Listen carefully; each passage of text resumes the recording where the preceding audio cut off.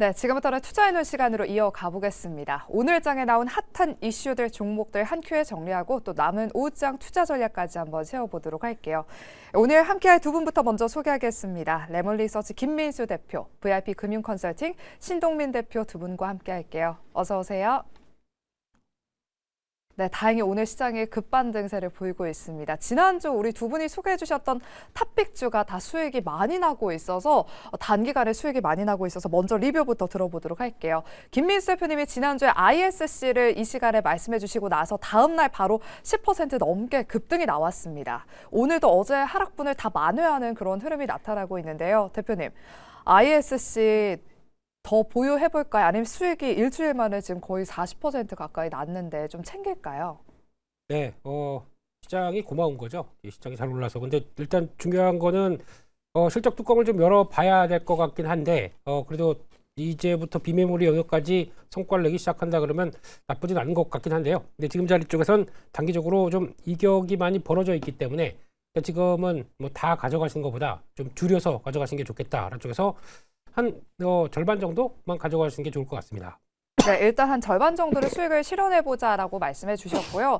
또 지난주 우리 신동민 대표님의 탑픽주가 3,000당 제약이었습니다. 앞서 영민아 투자에서도 저희가 리뷰를 들어봤었는데 3,000당 제약 대표님. 네. 좀 챙겨볼까요? 지금 현재 10% 넘게 급등세를 보이고 있어서 지금 고점을 높여가고 있는 이 구간에서 좀 매도를 해야 되는 것인지 아니면 더 보유를 해볼지 고민이 됩니다.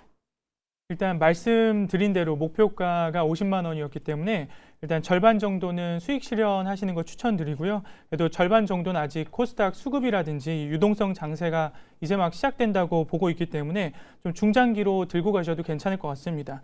특히 이제 말씀드린 대로 이제 안과 질환 관련해서는 파이프라인이 괜찮고 또 여기에 비만 당뇨 테마도 같이 붙어 있기 때문에 좀 중장기로 수익 보셔도 괜찮을 것 같습니다. 네, 오늘도 두 분의 탑픽주 기대해 보도록 할게요. 마지막 순서에 공개해 보겠습니다. 그럼 먼저 우리 지수 이야기부터 해보도록 할게요.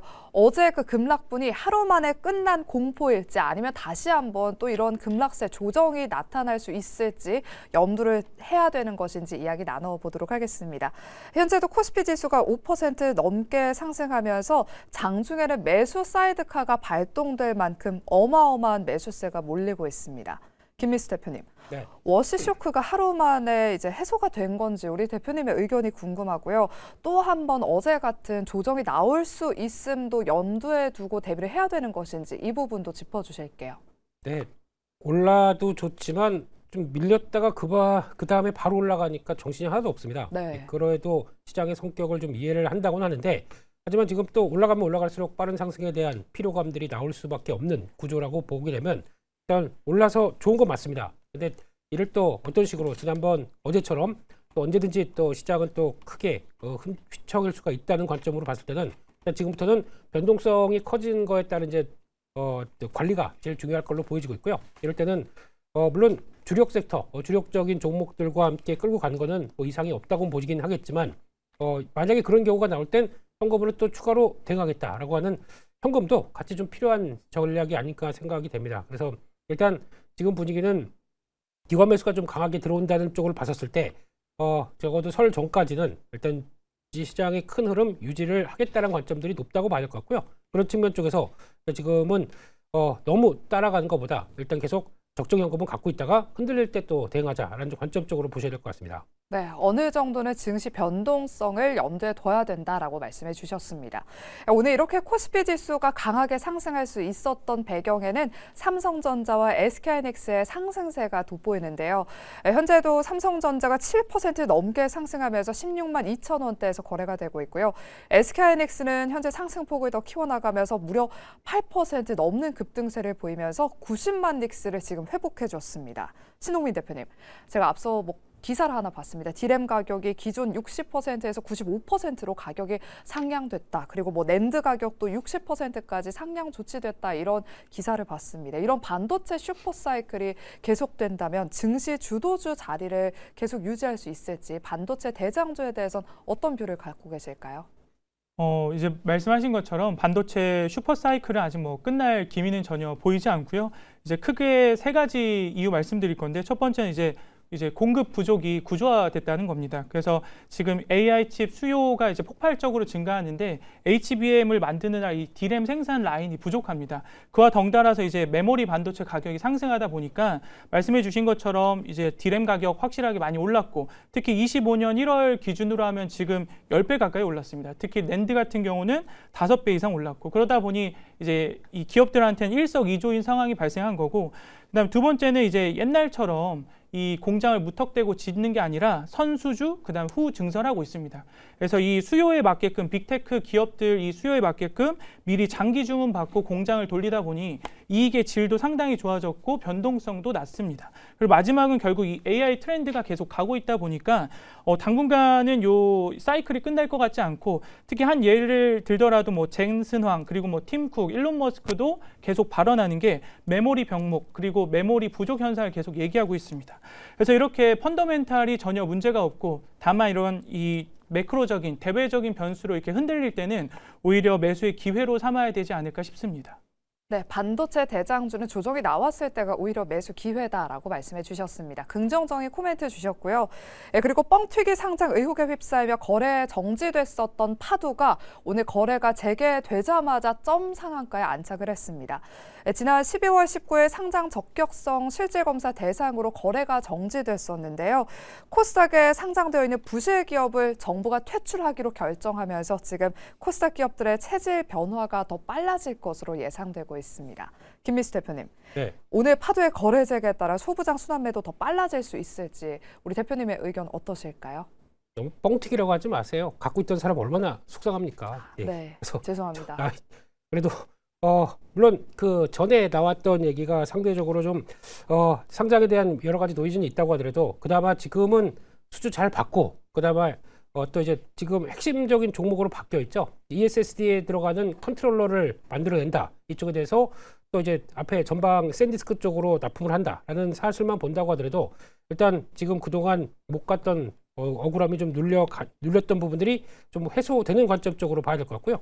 그럼에도 불구하고 일단 지금 이제 크게 보게 되면 시장에서는 이제 계속 어느 정도 최근에 보니까 또 이제 약간 좀 작은 종목들, 그래서 또 거래 안 되는 종목들, 그리고 또 부실한 종목들은 이제 퇴출되는 흐름들은 계속 나올 수밖에 없는데 이런 쪽에선 아무래도 어느 정도 좀 시장에서 정부의 기조가 그렇다는 걸 확인하고 그리고 생각보다 이게 내가 많이 물려 있긴 하지만 그래도 지금 앞으로 어떤 희망이 안 보인다. 그러면 지금 그냥 상장 폐지를 당하는 것보다는 그래도 다시 다른 쪽에서 기회를 찾는 게 더 맞지 않나. 그쪽에서 여전히 종목의 선별은 중요한 시기인 것 같습니다. 네, 종목별로 선별적인 작업이 필요하다라고 말씀해 주셨습니다. 네, 다음으로는 오늘 시세가 강한 우주항공 쪽과 로봇주 차례로 진단해 보겠습니다. 일론 머스크가 스페이스X와 xAI의 합병을 공식 발표하면서 이르면 이번 주 안으로 구체적인 내용을 발표한다고 합니다. 우주 데이터 센터에 대한 엄청난 또 포부를 드러내면서 오늘 국내 증시에서도 우주항공 관련 종목들이 무더기로 지금 두 자릿수대 급등세를 보이고 있는데요. 신동민 대표님, 지금 거의 뭐 상한가에 안착한 종목도 있고 20% 넘게 급등하는 종목들 뭐 다 지금 무더기로 급등하고 있습니다. 최근 우주항공 섹터 종목군들의 이런 움직임이 심상치 않은데 계속해서 눈여겨봐야 될지 그리고 지금 올라타는 전략도 유효할지 그동안 저희가 로봇 랠리를 한번 봤기 때문에 이번에는 우주항공 랠리인가 싶기도 하거든요. 일단 중장기적으로 보면은 이 상승 산업은 맞다고 봅니다.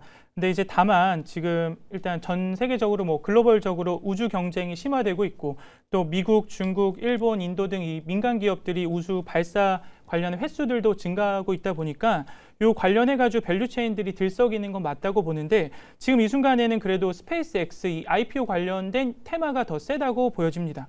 그래서 그럼 결국 이 IPO가 되고 나서가 좀 걱정인데 수급이 글로 다 쏠리고 나서 실제로 그러면 주가가 많이 올라 있는 기업들 몇 개나 있을까 좀 고민해 보셔야 될 것 같고 이와 관련된 기업들 투자한다고 하면 이제 그냥 직접 투자한 미래에셋 증권이나 미래에셋 벤처 투자 등이 있을 것 같고 또 이제 부품이나 소재 관련해서 시장을 본다고 하면은 지금 이제 관심 받고 있는 세아 베스틸 지주나 아니면 캔코아 에어로스페이스 HVM 등이 있으나 근데 이제 문제는 이제 실질적으로 거기에 수주가 되냐 또 챙겨보셔야 될 것 같습니다. 그래서 지금 사실 단기 급등에 따른 추격 매수는 조금 부담스러울 것 같고 좀 중장기적으로 보시면 좋을 것 같고 마지막으로는 실제로 IPO가 된다고 했을 때 그럼 살아남을 기업은 몇 개가 있을까 좀 고민하시면 투자하시면 좋을 것 같습니다. 네, 일단 단기적인 급등인 만큼 추격 매수는 지양하자. 다만 중장기적인 관점에서 바라보자라고 우주항공에 대한 코멘트 주셨습니다. 또 일론 머스크가 화성에 가기 위해서는 사람이 가는 건 좀 위험할 수 있다 보니까 이 휴머노이드 로봇의 역할이 중요하다라고 언급하면서 오늘도 로봇주들이 강한 상승 랠리를 펼치고 있습니다. 로봇의 대장주 레인보우 로보틱스가 70만 원 선을 넘어서서 오늘도 급등하면서 75만 원 선을 훌쩍 넘어섰는데요. 김민수 대표님. 네. 저희가 그동안 로봇주 뭘 사야 돼요? 뭐 지금도 상승룸이 남아있는 종목 뭐가 있을까요? 여쭤볼 때마다 이럴 거면 그냥 현대차를 사라 이런 이야기를 많이 들어봤습니다. 하지만 이런 논리에도 불구하고 지금 현대차 주가는 생각보다 강하진 않은 모습인데요. 이미 주가가 로봇에 대한 밸류가 다 반영이 된 건지 현대차 주가가 시원하게 못 가는 이유는 뭘까요? 네, 글로벌 IB에서는 계속 얘기하는 게 현대차를 분석할 때 가장 먼저 나오는 게 자동차 판매량, 관세에 따른 자동차 판매량과 그에 따른 부진 얘기가 먼저 나오는 거 보니까 우리와는 좀 결이 다르다고 봐야겠죠. 그런 쪽에서 현대차는 또 속도도 조금 빨랐고 어느 정도 그동안의 로봇 밸류를 통해서 저평가를 좀 해소했다라는 관점이다 보니까 여기서부터는 그를 더 받기 위해서는 좀 더 구체화된 로봇 밸류를 좀 줘야겠다라는 쪽으로 봤을 때는 아마 제가 보기에는 보스턴 다이내믹스의 IPO 얘기가 더 확실하게 나올 때 그때 한번 레벨업이 되지 않을까 생각을 하고 있고요. 그렇게 되면 아직까지는 현대차에 대한 변화를 좀 더 긍정적으로 바라보는 건 맞겠는데 일단 횡보가 들어갈 때 어느 정도 거래가 줄고 거기서 어느 정도 지지권이 만들어가는 과정 쪽에서 살살 늘려가는 게 맞지 않나 생각되고 있고요. 그런 차원에서 조금만 더 보게 되면 탄력은 현대오토웨어가 훨씬 더 좋을 것 같고요. 결국에는 나중에 보스턴 다이내믹스를 상장을 시켜서 거기서 지분을 정리를 하고 그 다음에 지배구조까지 개선을 시킨다. 그러면 결국에는 현대모비스가 가장 또 중요한 기업으로 나올 수가 있기 때문에 이런 과정 쪽에서 물론 현대차가 같이 가야 변화가 나오겠죠. 그런 쪽에서 시나리오는 염두를 하시고 그런 쪽에서 일단 IPO 관련된 뉴스 보스턴 다이내믹스를 좀 체크해보자 그렇게 말씀드리겠습니다. 네, 현대차 그룹주들은 보스턴 다이내믹스의 IPO 일정에 주목해보자라고 말씀해 주시면서 현대모비스 언급해 주셨고요. 그리고 지배구조 개편 이 모멘텀까지 생각한다면 현대모비스가 또 최대 수혜주로 떠오를 것이다라고 말씀해 주셨습니다. 잘 참고하셔서 대응해 보시길 바라겠고요. 다음은 증권주와 또 전력 설비 이야기 나눠보도록 할게요. 최근 국내 증시가 이렇게 불뿜다 보니까 증시 대기 자금이 폭발적으로 증가하고 있습니다. 고객 예탁금이 처음으로 100조 원을 돌파했는데요. 코로나 때 그때 동학개미 운동 당시만 해도 예탁금이 75조 원이었던 걸 감안한다면 국내 증시의 지금 유동성이 얼마나 풍부해졌는지를 알 수가 있습니다. 주변에 주식을 하지 않던 분들도 다 지금 예적금을 깨고 지금 주식시장에다가 돈을 옮기시더라고요. 신동민 대표님. 그렇다면 당연히 증권주들이 거래 그런 수수료 덕분에 좀 실적이 더 커지지 않을까 이런 기대감이 있습니다. 호실적 랠리 이어질 수 있을까요? 네, 증권주는 일단 상반기만 봤을 때는 당연히 좋을 수밖에 없고 지금 누가 뭐래도 유동성 장세랑 그에 맞는 이제 실적 장세까지 같이 이어지기 때문에 상승률은 계속 좋을 것 같습니다. 또 거래 회전율도 좋을 것 같고 이제 그와 동시에 이제 말씀하신 대로 예탁금만 이제 100조 그리고 거기에 더해서 신용 융자 잔고도 30조를 돌파했다고 합니다. 이게 이제 결국 포모 현상 때문에 주식 투자를 빚내서까지 하고 있는 건데 이게 개인 투자자 입장에서는 리스크를 그만큼 떠안고 있는 거라 좀 걱정이 되긴 하는데 사실은 이게 증권사 입장에서는 또 하나의 수익 구조이기 때문에 증권주 쪽에는 긍정적입니다. 그래서 보니까 이제 작년 이제 증권주 탑5를 보게 되면은 순이익이 다 1조를 넘겼고 그다음에 한국금융지주 같은 경우는 2조까지 달성을 했기 때문에 이 기세가 올해도 좀 이어질 것 같고 다만 시장도 이 내용을 다 알고 있다 보니까 지금 최고가들을 다 경신하고 있어서 단기간에 따라가기엔 좀 부담이 있을 것 같아 이제 조정 시 매수하는 전략을 좀 추천드리도록 하겠습니다. 네, 증권주 추경 매수는 지금 다소 부담되는 자리다라고 말씀을 해주셨고요. 일단 조정이 들어왔을 때 그때 담는 전략 말씀해 주셨습니다. 그리고 정부가 STO 법제화를 통해 코스피 3천 시대를 열겠다라는 다짐과 함께 오늘 장중에 STO 관련 종목들로도 강하게 수급이 들어왔습니다. 하지만 현재는 수급이 반도체나 우주항공 쪽으로 향해 있어서 그런지 다소 윗꼬리가 좀 달렸는데요. 김민수 대표님, 네. 얼마 전까지만 하더라도 STO 법제화된다 이래서 막 수급이 몰렸다가 합의에 실패했다 그러면서 또 급락이 나오고 다시 한번 또 수급이 들어오고 좀 변동성이 있는 것 같습니다. STO 관련주 눌림목 구간에서 들어가 보는 전략은 괜찮을까요?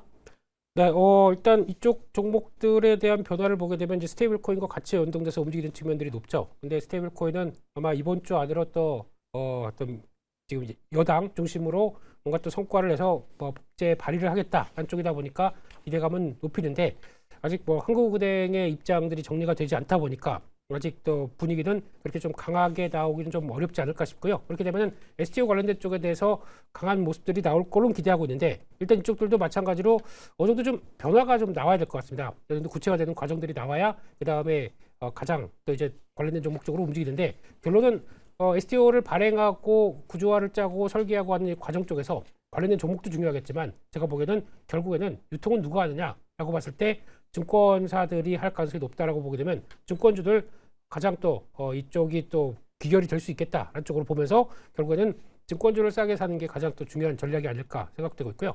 요즘 보니까 또 코덱스 ETF도 많이 하신 것 같습니다. 또 맞아요. 레버리지. 그러면 그거 관련된 쪽에서 수수료는 누가 가장 많이 버느냐?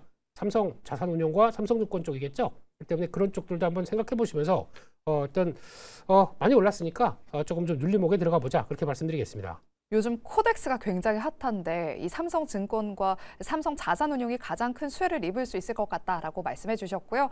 STO 스테이블코인 관련주보다는 증권주에 대해서 더 긍정적인 말씀 전해 주셨습니다. 그리고 오늘 전력 설비 섹터 안에서 가장 눈에 띄는 특징 종목이 있죠. 바로 LS 일렉트릭이 현재도 15% 넘는 급등세를 보이면서 60만 원 선을 돌파해 줬습니다.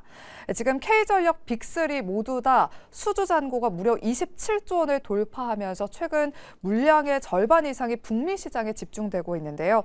장대 양봉이 나오면서 오늘 LS 일렉트릭의 신고가를 경신했습니다. 신홍민 대표님.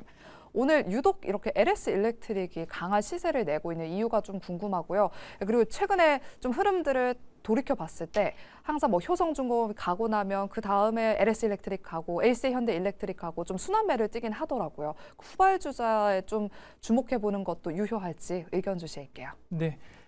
일단 LS 일렉트릭 신고가 계속 가고 있는 이유는 말씀해 주신 것처럼 이제 일단 최대 실적 전망 예상되고 그에 따라서 수주들이 계속 들어오다 보니까 이제 시장에 자연스럽게 반영되고 있는 모습이고 그다음에 이제 전력 밸류 체인을 전체적으로 봤을 때 2026년도가 좀 트렌드가 되지 않을까 싶은데 크게 세 가지 이유입니다. AI 데이터 센터 전력 대란으로 수요 증가하는 부분, 그리고 미국 전력망 노후화 때문에 또 바꿔야 되는 부분, 그리고 마지막 글로벌 전력 인프라 재교체 요 이슈 등이 계속 이어지다 보니까 이 결국 전력 밸류 체인이라고 하는 발전, 송전, 그리고 배전, 최종 소비까지 나눠지는데 이 부분에 다 이제 좀 긍정적으로 영향이 갈 것 같습니다.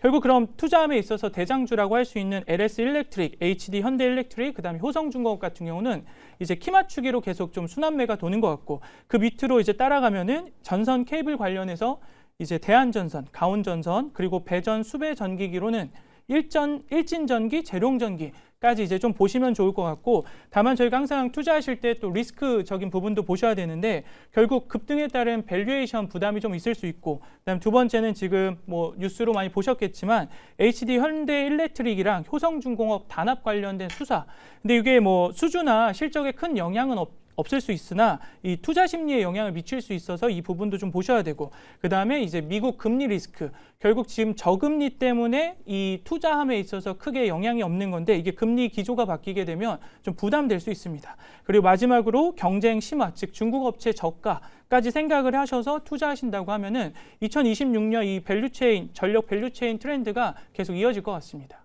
네, 2026년 올해에도 이런 전력 트렌드는 계속될 것이다라고 말씀해 주셨습니다. 마지막으로는 개별 이슈가 있는 종목들 짧게 한번 진단해 보도록 할게요.